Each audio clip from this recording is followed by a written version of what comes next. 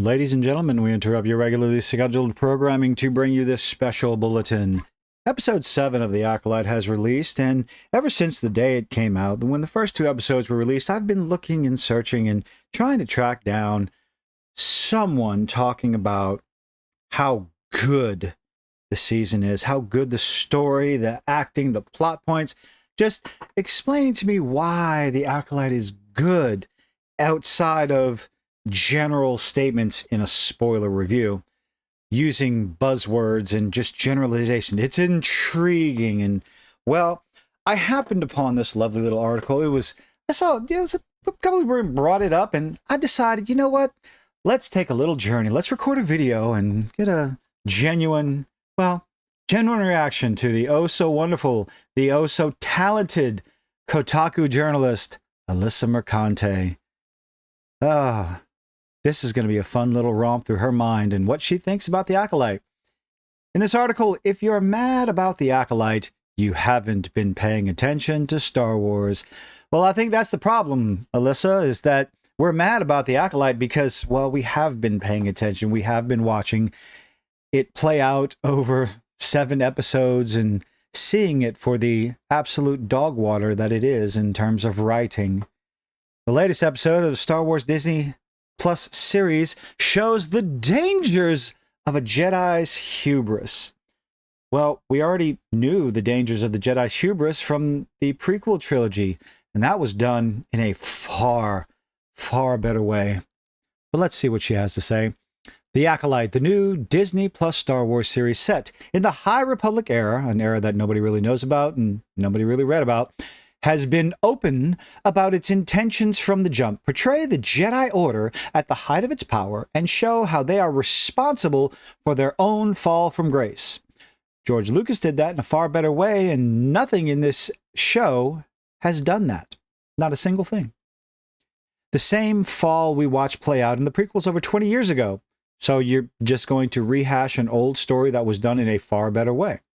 Okay. But despite the Acolyte's consistency, or lack thereof, personally, in depicting that vision, the fetid Sarlacc pit that is a certain corner of Star Wars fandom, you mean the section of Star Wars fandom that enjoys coherent stories, lacking in non-stop plot contrivance, and character motivations that are absolutely non-existent? I like how, the very first paragraph, we're going to insult the reader of this article. Good job. But what else can you expect from Alyssa Mercante and Kotaku? Despite the Acolyte's consistency. That word doesn't mean what you think it means. Certain corners of the Star Wars fandoms continues to insist that the series is breaking canon, because it is. Destroying lore? Disrespecting lore? Absolutely. And otherwise ruining a piece of media that they've made their entire personality. There are people who absolutely adore the Star Wars as a franchise. They grew up with it from childhood to current day. Stood in line at the theaters, stayed out overnight to get tickets to episode 1. Yeah, I'm talking about me. I did that. I'm not ashamed of it. It was a blast. It was an event. The number of people standing in line, it was an absolute it was a community event of like-minded individuals looking to be entertained by such a beloved franchise, wonderful characters, and getting to see a new chapter. You cannot say the same thing with the vast majority of what Disney has put out. Made it their entire personalities. That's an attempt at an insult, ladies and gentlemen. Futile attempt, but attempt nonetheless. The latest episode of The Acolyte only fueled those fires, even though it echoes sentiments and sorrows first seen in 1999's The Phantom Menace. Here's the difference. It is the quality, regardless of what you're doing or what you're trying to do, echoing the same sentiments. Okay, when you do it so abysmally, nonsensically, and incoherently, well, then it's going to be criticized. No one's criticizing your attempt to show the Jedi as being faulty, the Jedi's hubris. That's not what people are criticizing. They're criticizing the process. They're criticizing the story you're putting front, the writing, the acting, the motivations, the characters, or lack thereof. But maybe you just don't get it. So we're going to get into spoilers, but who really cares because nobody's really watching it. If you've watched it, if you want to watch it, you've watched it already. Let's see what she has to say. Episode 7, titled Choice, even though, lack thereof, jumps back to the events we first saw in episode 3 from a different point of view, or from a certain point of view. The vast majority of this episode did nothing new. It did nothing new. It showed a few extra things why the Jedi were on the planet to begin with, which didn't really make sense considering one of the Jedi didn't even, the Padawan, Jedi Torben, who offed himself for no discernible reason. This episode did not do anything to show why he would have done that. Motorbike outside just scared the crap out of me. But anyway, no, I'm not editing that out. That was funny. Nothing in this episode showed why Torben would have done that. But let's keep going. Let's see.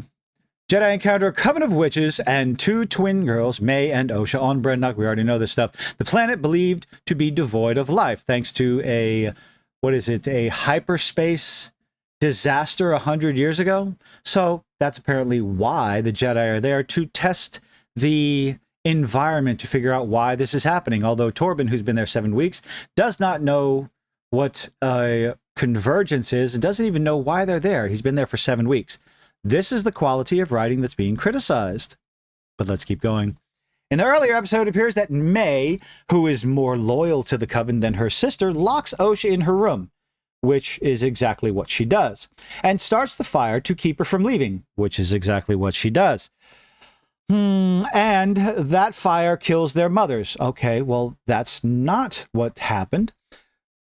That is one of the other changes. And all the other witches, May and Osha, find each other in the burning building just for May to apparently fall to her death, which is the same thing they showed in this one as they did in episode 3. Fall to her death while Osha is rescued by Sol and brought to Coruscant to begin training in the Jedi arts. Okay, not much different happened. So, rehashing episode 3 in episode 7 with a few extra 5, maybe 20, 10, 15 minutes of extra footage. Okay. Before this latest episode, we knew things were more complicated than that. Not much more, that's for sure. The Jedi didn't seem wholly innocent, which, unfortunately, this episode actually painted the Jedi in a slightly better light. Although, yes, they did break into the building. The settlement. We'll call it a settlement. They did break into the settlement, which doesn't really make all that much sense. Outside of that, their actions seemed pretty justified, especially after Jedi Padawan Torben was mind-controlled and manipulated in doing the things that he did. He didn't actually kill anyone, didn't attack anyone. So I don't know what this episode was trying to accomplish. Let's see, but now we know exactly what happened on that fateful night, and it paints a stark picture of the Jedi's fallibility. Really? How, exactly? The dangers of assumption, well, when you turn into a giant, when your eyes go black and your mouth opens up, and you start disintegrating yourself into a dark, ominous cloud of whatever, the Force, the thread, and you look over, Jedi Master Squid Game looks over and sees May, who for some reason he thought was Osha, disintegrating into the same thing. How exactly is an individual supposed to react? You want to claim that the Jedi are at fault in that instance? No. I firmly believe that Witch Mother Anastasia, perhaps she overreacted in what she did, especially since she claims that I was going to let her leave. Well, then maybe you shouldn't have turned into an ominous, dark magic, dark Jedi mist, dark Force mist, dark thread. It's the thread. It needs to be called the thread, ladies and gentlemen. Don't forget.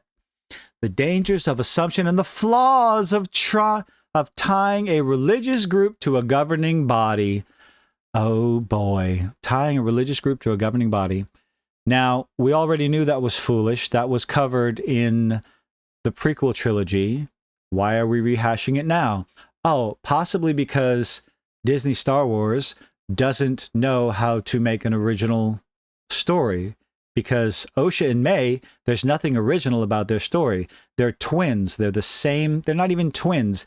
They are essentially the same person, the same entity, split in two, whose M count is off the charts. unlike Anakin, or much like Anakin. Stolen story from a much better writer. The illusion of choice. Saul, who first spotted young May and Osha in the forest of Brendok and followed them into their coven safe haven, believes the witches are a dangerous, dark-aligned group who could be sacrificing the children. Well, that was an interesting assumption, but he reported it back to Jedi Trinity, and discussion was had and decisions were made. And to be fair, his perspective is somewhat damning. Well, it looked like what it looked like. Perhaps that was a mistake on Jedi Master Saul's part, to be fair. Why not? Their behavior could certainly look strange when, since childhood, you've been part of a group that believes only in its own version of praying or practicing religion is valid. Naturally, you'd be freaked out by 50 or so women chanting in front of a giant, scary hole in the ground. I thought that was... Never mind.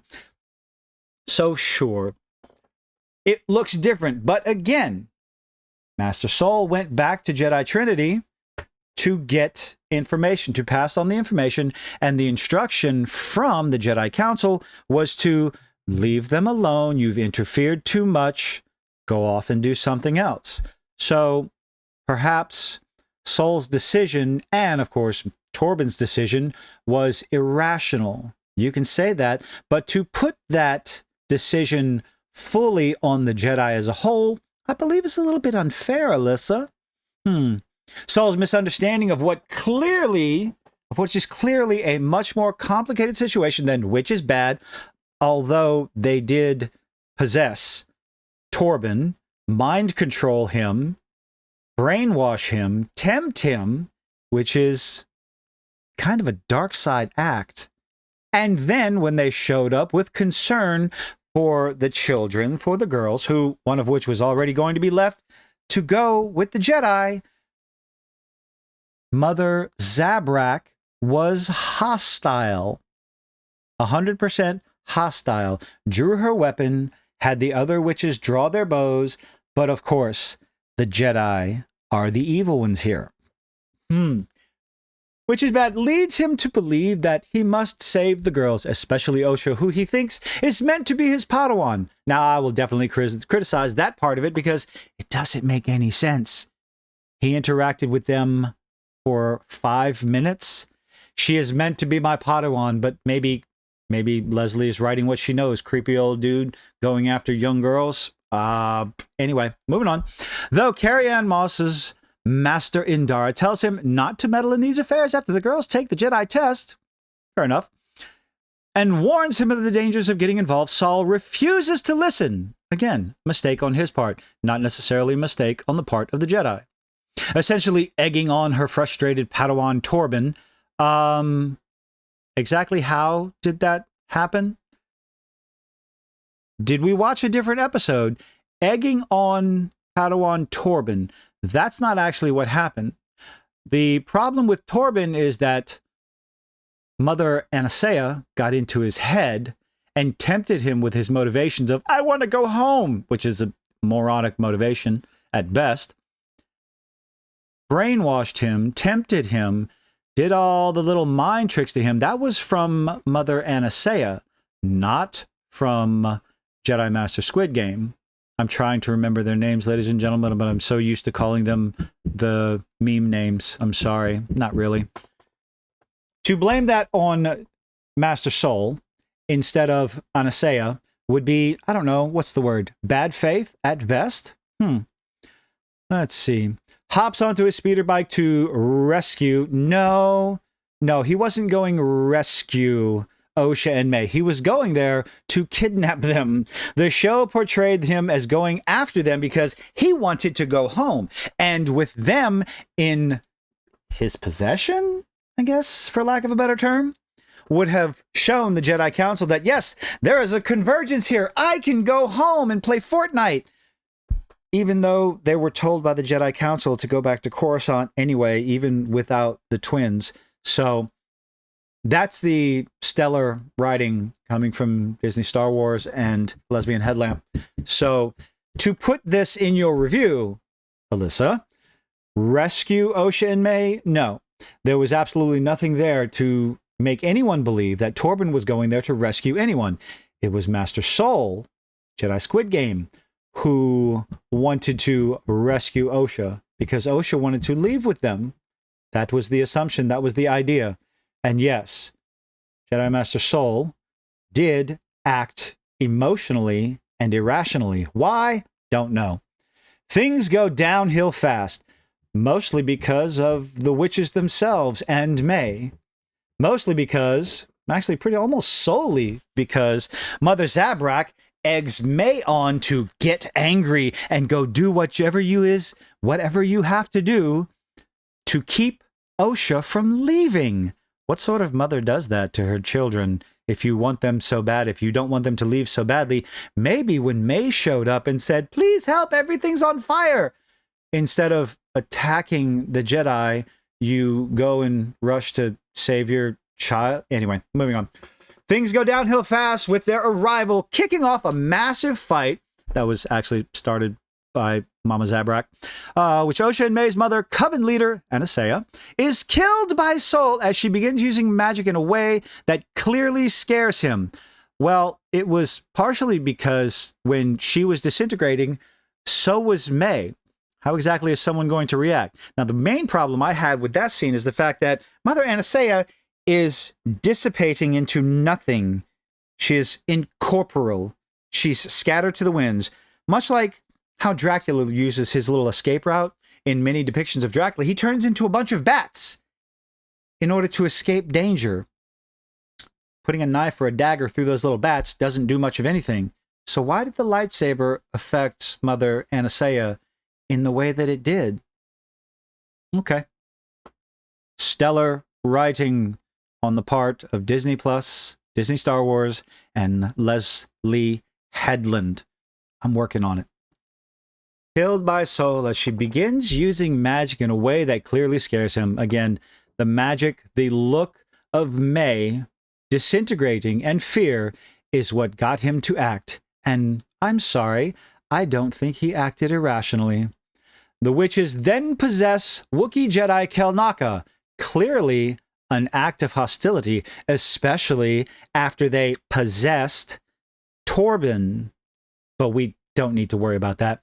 Who beats the hell out of both Saul and Torben. Probably should have killed him or at least incapacitated one of them a lot better than he did, only for the Coven to be presumably knocked unconscious by Indara.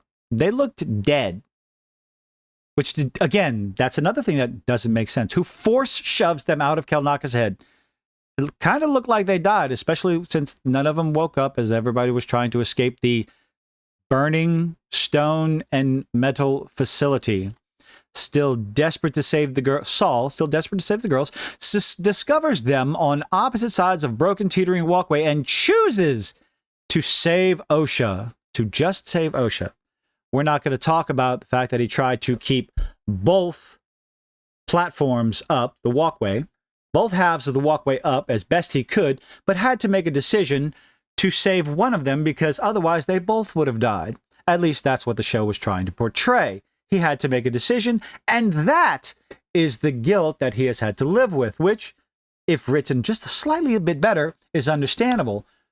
If he was holding up both ends of the platform, why not just lift up the girls and pull them over? But we can't do that because we have to have the plot.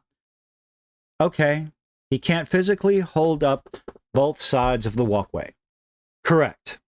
Instead of pulling the girls off the walkway at the same time with the Force, which would have required far less effort than holding up the Lord knows how many pounds of weight that the walkway was, in order for the plot to move forward, in order to show that the Jedi are bad, okay, he had to work on the platforms and not the girls. But sure, we'll go with that. Use the evil woman. You started the fight, Mama Zabrak. The Jedi's flaws. Oh, I'm sure this one's going to be fun. After the episode aired, the internet lit up with people complaining about the portrayal of the Jedi and reveal of its true villain, Saul. True villain, Saul. No.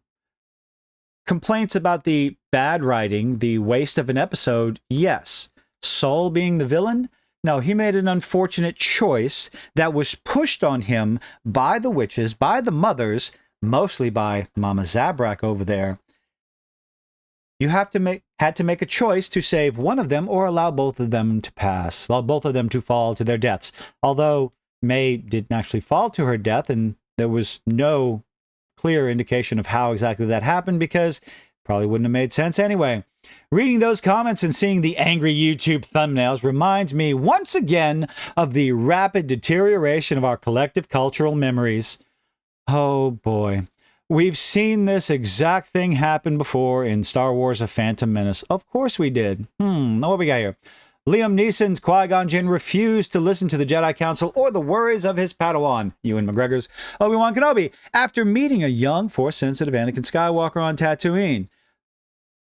Don't you dare compare the writing quality of the prequel trilogy, although good story, poor execution. This is just a piss-poor story, The Acolyte, talking about The Acolyte. A piss-poor story and a piss-poor execution. You can't compare those two. Anakin had the highest, don't use that word, we're going to go with M count because I can't stand the word midichlorian, I don't care what anybody says. Qui-Gon has ever seen. His mother insisted that he had no father. Dumb idea then, dumb idea now. Just like Osha and May's Force footprint showed that they were immaculately conceived. No, they were not immaculately conceived. They were created by the witches. They were not conceived without a man. They were created using the thread by the two mother witches. Very different. Qui-Gon and Saul are blinded by this potential, by this unknown force power, and both ignore the warning signs. True. One is written far better and makes more sense. The other one is nonsensical theft of a slightly better storyline. The kids are too old. They have no business meddling, etc. Qui-Gon, no business meddling. I don't think that was portrayed in the prequel trilogy with Anakin Skywalker. Nothing was said about meddling. It was simply said that, no, I'm sorry, Anakin is too old. He's too old to train. Well, Obi-Wan took it upon himself to disobey the council, and, well, we all know where it led. Fulfillment of the prophecy. There is absolutely nothing in the Acolyte to hint that there's any sort of prophecy. There's only the mothers creating life, not the thread, not the force, not sort of any sort of immaculate conception. They did what no other entity in the long saga of Star Wars, whether it is George Lucas or the expanded universe, no other entity was able to do successfully outside of Anakin Skywalker and the Force. All this does is insult that prophecy, cannibalize, and destroy the special nature that was Anakin Skywalker, the specialness of him. And that seems to be the goal across the board with every single series of what Disney Plus, Disney Star Wars wants to do. Isn't this fun? Both Qui-Gon blinded by the potential. Qui-Gon even chooses to leave Anakin's mother to a life of slavery. Leaves him there. I believe the story was that she couldn't leave. Right? Y'all correct me in the comments. If you've made it this far, thank you very much. This is a chunky one. Let's see. When their owner refuses to part with her, well, I mean, yes, because they are not in Republic space. The Jedi have to follow the rules. They could not just take Anakin from the planet. They had to buy him because on Tatooine, he was nothing more than a piece of property. It was what it was. So they had to come up with the money in order to purchase him off of Watto.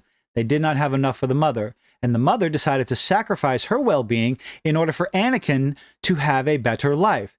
They did not just leave her there. They did not have a choice because there are rules on that planet they had to follow. This story of the Acolyte does a piss-poor job of trying to relay any of that choice between the twins and the Jedi and the mothers. I would have let Osha leave with you.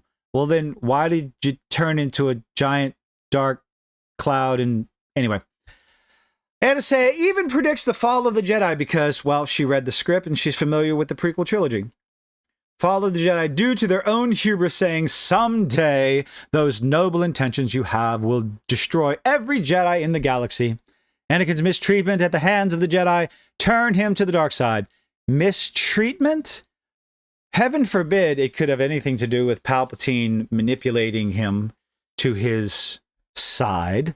Of course, leading to him helping Emperor Palpatine bring about the events of Order 66, which, most Jedi didn't really die. All because one Jedi couldn't leave a Force-sensitive child alone. Now, sure, I can agree with that part, that last part. Qui-Gon could not leave it alone, did not want to leave it alone, because he believed in a prophecy that a Force-sensitive individual would come and bring balance to the Force.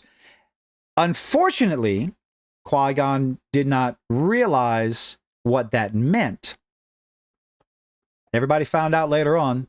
The major difference between the Jedi's mistakes in The Phantom Menace and the Acolyte is that the writing quality. It's the writing quality. That's pretty much it. Is that Saul's meddling is far worse. Well, can't disagree with you on that one. Impulsive, irrational, emotional, climbing the side of a wall because I believe she is meant to be my Padawan. That is not the fault of the Jedi. That is deliberately written as a piss-poor excuse to push the story along. That is not the Jedi's fault. That is the writer's fault. You're acting as if these characters in these stories have some sort of agency. They are written in a particular way, and they are written poorly, almost intentionally poorly. Let's see. Qui-Gon rescues a child from a life of slavery, while Saul tries to steal 2 children. No, he gives one of them the choice to leave the family. And Osha makes that choice. He may go about it in an irrational and emotional way, sure, but Osha is still given that choice, even by Anasea. How did you not realize that, recognize that, and acknowledge that in your own article, in your own wonderful review, Alyssa? Both of these events tell us that the Jedi Savior the Jedi Savior complex can be a hell of a drug, especially when some of those supposedly big-minded people prove to be worryingly myopic, much like your writing. If you're mad about the Acolyte Episode 7, you haven't been paying attention to Star Wars at all. Again, we're mad about Episode 7 and the Acolyte in general as a whole because we have been paying attention. Most of my criticism that has come up with this series doesn't have much to do with Ki-Adi-Mundi and the fact that, he's alive and he's aware of perhaps a Dark Force user. However, what I'm predicting is that they're going to blame it all on Saul and hand wave it away, sweep it lice under the rug, and it'll make no difference.